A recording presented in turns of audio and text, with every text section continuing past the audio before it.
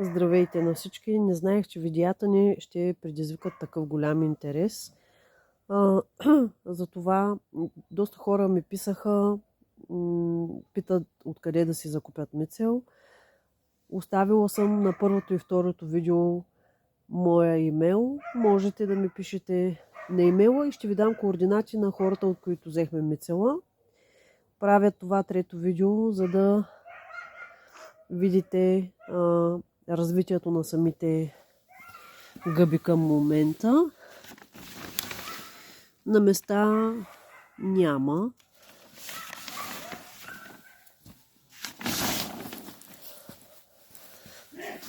На места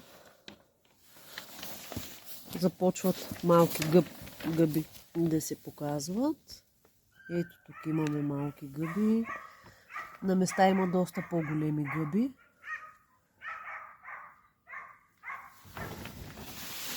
Ще ви покажа още няколко места. След така сме с черния найлон. Ето тук има пак доста гъби. Тук цяло гнездо. Гъбено гнезденце.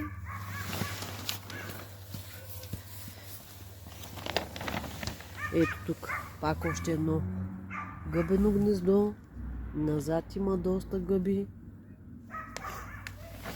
И отиваме при нашите за сега най-големи гъби. Ето тук цар гъба. Ето там има вече по-големи гъби. Тук има гъбки и там. Ами това е за сега. Пак ще качвам видеа. Надолу също се виждат доста гъби. Пак ще качвам видеа. Ако имате въпроси, питайте. С каквото мога ще помагам.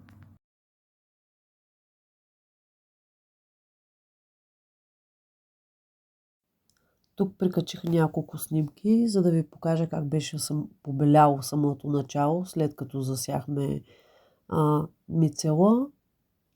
Колко време? Мисля, че 14 дена или смисъл 2 или 3 седмици.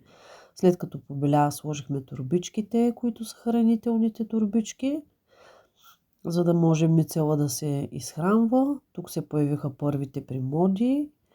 Това е оранжерията, покрита с черен найлон. Това е засенчващата мрежа, която сложихме. Ето и първите малки гъбки, които излязаха.